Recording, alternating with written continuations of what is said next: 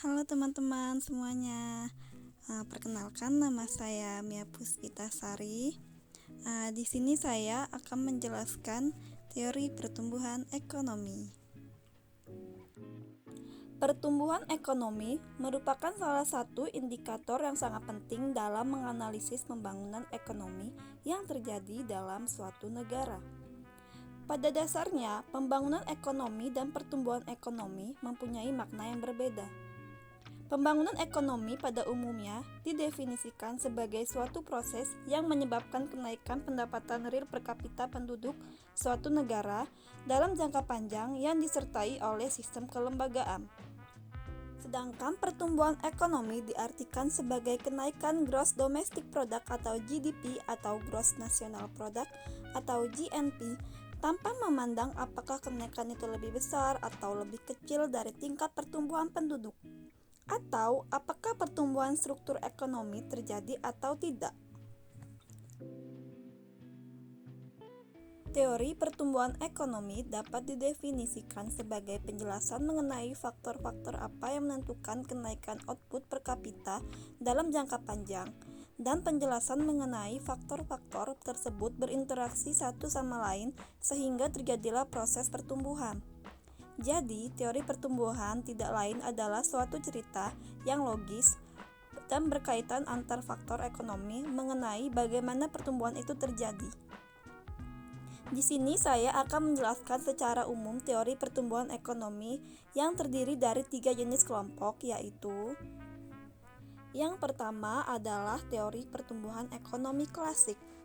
Teori pertumbuhan ekonomi klasik adalah beberapa teori yang diungkapkan oleh para ekonom mengenai pertumbuhan ekonomi dari sudut pandang pertambahan penduduk.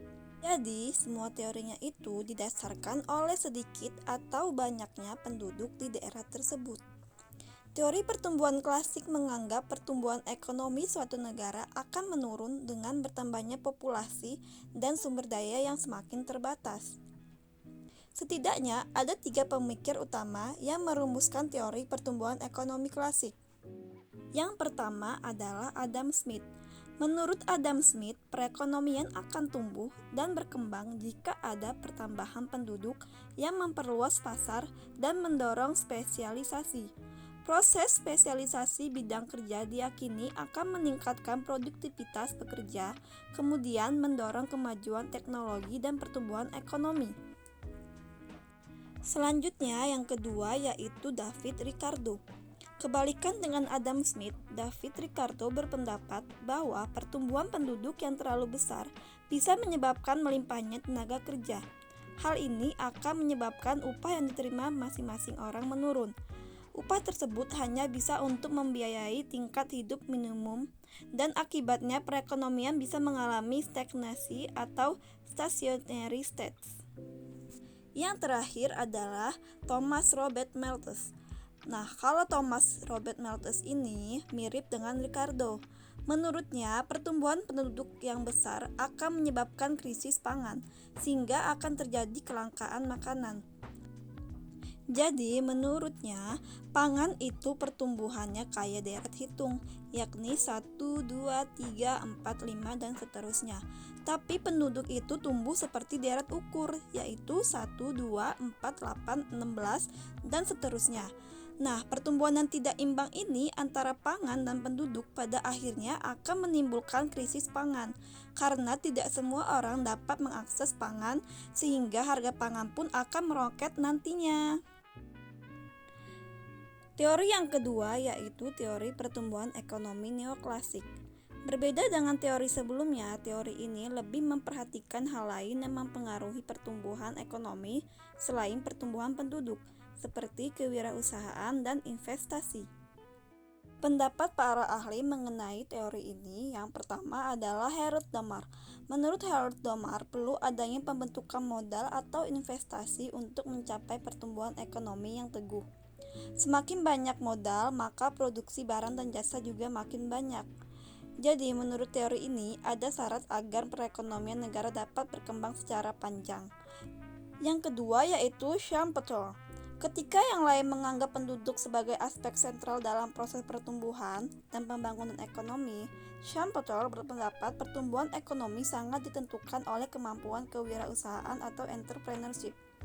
Bagi dia, kewirausahaan adalah faktor penting yang mendorong inovasi dan pertumbuhan aktivitas produksi. Yang terakhir yaitu Robert Solow. Menurut Solow, dalam jangka panjang tingkat tabungan dapat menentukan modal dalam proses produksi. Artinya, semakin tinggi tingkat tabungan, semakin tinggi pula modal dan output yang dihasilkan. Solow juga berpendapat bahwa pertumbuhan ekonomi adalah rangkaian kegiatan dengan 4 faktor utama, yaitu manusia, akumulasi modal, teknologi modern, dan hasil atau output.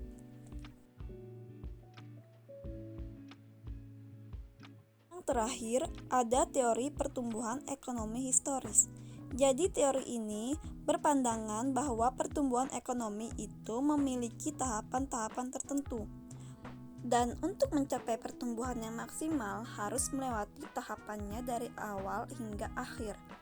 Teori historis menitikberatkan perhatian pada proses perkembangan perekonomian masyarakat, mulai dari tahap prasejarah hingga industri, masyarakat dunia, dan masyarakat berkonsumsi tinggi. Ada setidaknya 4 pemikir yang mendukung teori historis, yaitu yang pertama yaitu Frederick List. Menurut List, pertumbuhan ekonomi dikelompokkan menurut kebiasaan masyarakat dalam menjaga kelangsungan hidupnya melalui tata cara produksi.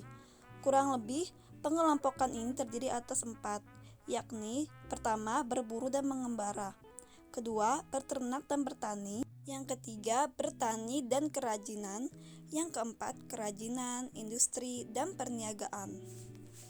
Pendapat yang kedua yaitu dari Werner Sombart. Kalau menurut Werner, pertumbuhan ekonomi terjadi karena masyarakat memiliki susunan organisasi dan ideologi masyarakat.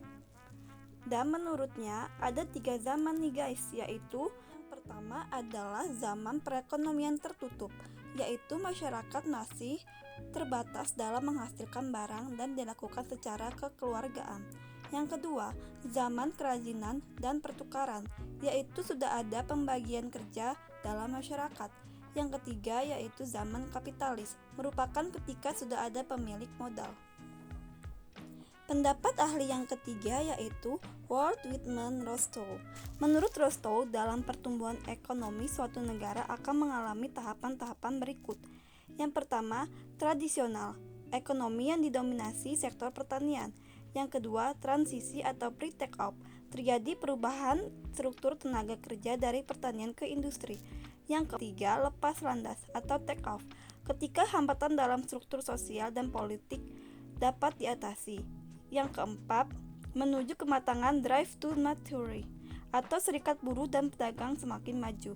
Yang kelima, konsumsi tinggi atau high mass consumption, ketika tenaga kerja didominasi tenaga kerja terdidik dan penduduk dari kota lebih besar dari desa. Pendapat para ahli yang terakhir yaitu Karl Bucher. Bucher mengungkapkan bahwa pertumbuhan ekonomi suatu negara didasarkan oleh hubungan konsumen dengan produsen.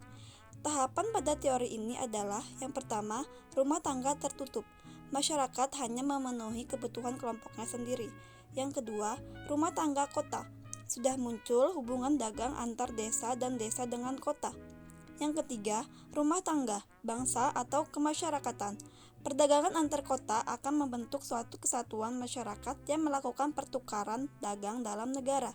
Keempat, yaitu rumah tangga dunia, yaitu masa di mana perdagangan telah melewati masa-masa negara. Sekian penjelasan saya mengenai teori pertumbuhan ekonomi. Terima kasih semuanya telah mendengarkan dan sampai jumpa pada penjelasan saya di topik selanjutnya. Thank you.